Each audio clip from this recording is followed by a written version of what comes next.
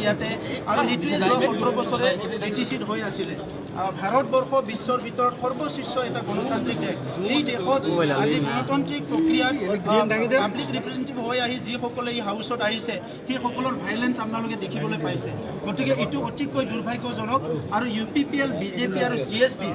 মিলি আজি যিটো আমাৰ মেজৰিটি শ্ব' কৰিছে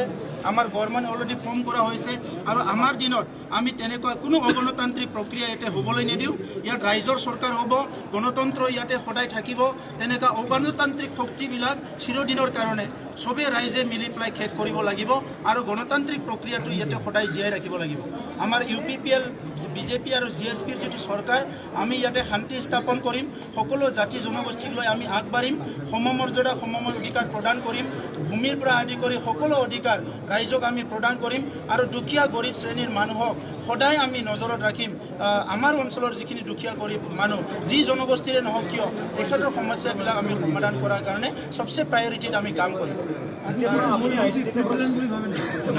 তেখেতসকলে প্ৰিপ্লেন কৰি আহিছে এই হাউচখন তেখেতসকলে সম্পূৰ্ণ হোৱাটো বিচৰা নাছিলে সেইকাৰণে আৰম্ভণিৰ পৰাই তেখেতসকলে ভাইলেঞ্চ কৰিছে আৰু অতি দুৰ্ভাগ্যজনক কথা তিনিবাৰকৈ চাৰিবাৰকৈ নিৰ্বাচিত হৈ অহা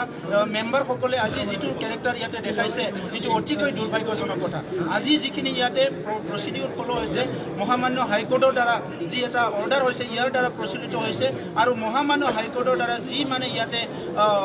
যিটো প্ৰচিডিউৰ ইয়াতে ফ'ল' কৰিছে অনাৰেবল স্পীকাৰে এইটোকো ইণ্টাৰাপ্ট কৰিছে এইটোও ভাইলেঞ্চ কৰিছে ইয়াতকৈ দুৰ্ভাগ্যজনক কথা আৰু একো নাই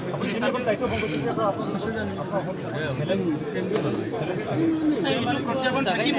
অগণতান্ত্ৰিক এটা চৰকাৰ চলি আছিলে 17 বছৰে ইমানখিনি ভাইলেঞ্চ হত্যা হিংসা দুৰ্নীতি ভ্ৰষ্টাচাৰ হৈ গ'ল তেখেতসকলে এইটো কৰিবই গতিকে আমি সেইটো ফেচ কৰি পেলাই ৰাইজক তেনেকুৱা সমস্যাৰ পৰা উদ্ধাৰ কৰিম বুলি আজি নিৰ্বাচিত হৈ আহিছোঁ আজি আমাৰ সকলো আজি যিখিনি আমাৰ UPPLৰ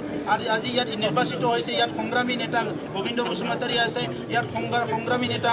ৰঞ্জিত বসুমতাৰী আছে BJPৰ তৰফৰ পৰা আজি গৌতম দাসকে আদি কৰি গণতান্ত্ৰিক প্ৰক্ৰিয়াত বিশ্বাস কৰা কিছুমান যোগ্য ব্যক্তিসকলে নিৰ্বাচন হৈ আহিছে আৰু আমি একেলগে মিলি পেলাই BTR অঞ্চলক সকলো জাতি জনগোষ্ঠীলৈ আগবাঢ়ি যাম সুন্দৰ এটা প্ৰশাসন কৰিম আপুনি দুটা পঞ্চায়ত সমষ্টিৰ পৰা জয় কৰিছিল যিহেতু 22গৰাকী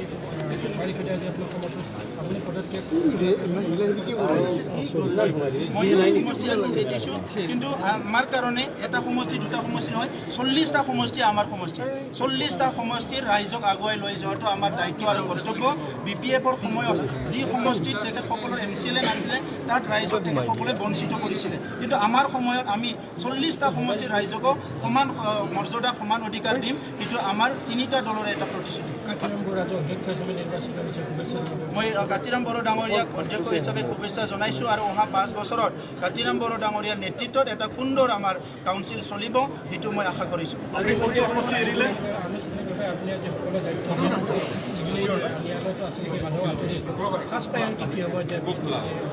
সবচে ভাল এটা নিকা আৰু স্বচ্ছ প্ৰশাসন গঢ়ি তুলিব লাগিব আমাৰ ইলেক্টেড যিখিনি কেবিনেট মেম্বাৰ আছে আমি একেলগে বহিম এই খ্ৰীষ্টমাছৰ পিছতে আমি এদিন পিছতে আমি বহিম আৰু আমাৰ যিখিনি এডমিনিষ্ট্ৰেটিভ যিখিনি বিভিন্ন সমস্যা আছে এই সমস্যাবিলাক প্ৰায়ৰিটিত আমি সমাধান কৰিম তাৰপিছত যিবিলাক ৰাইজৰ কাৰণে আগতে যিবিলাক স্কিম ধৰা আছিলে যি স্কিমবিলাকৰ কোনো মানে নিয়ম নীতি ফ'ল' কৰা নাই ৰাইজৰ যিখিনি প্ৰায়ৰিটি কামবিলাক আধৰুৱা হৈ আছে এই কামবিলাক আমি চোৱা চিতা কৰিম আৰু আমি বিচাৰিম কি নিকা আৰু স্বচ্ছ প্ৰশাসন লাগে আৰু সকলো ৰাইজে যাতে এই প্ৰশাসনৰ পৰা কিবা নহয় কিবা সুবিধা পায়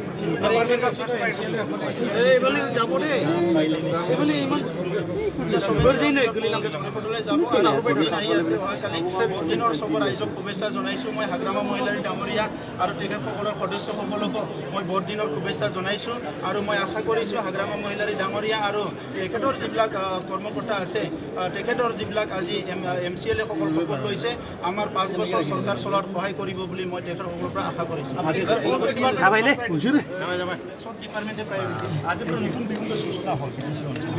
নতুন দিগন্ত সূচনা হ'ল আজিৰ পৰা যাতে কোনো ভাইলেঞ্চ কৰিবলৈ সাহস নকৰে আৰু কোনো অশান্তি কৰিবলৈ যাতে সাহস নকৰে আৰু ইয়াৰ লগতে কোনো যাতে কৰাপশ্যন কৰিবলৈ সাহস নকৰে সেইটো আমি আহ্বান কৰিছোঁ আমি এসপ্তাহৰ ভিতৰতে কৰিম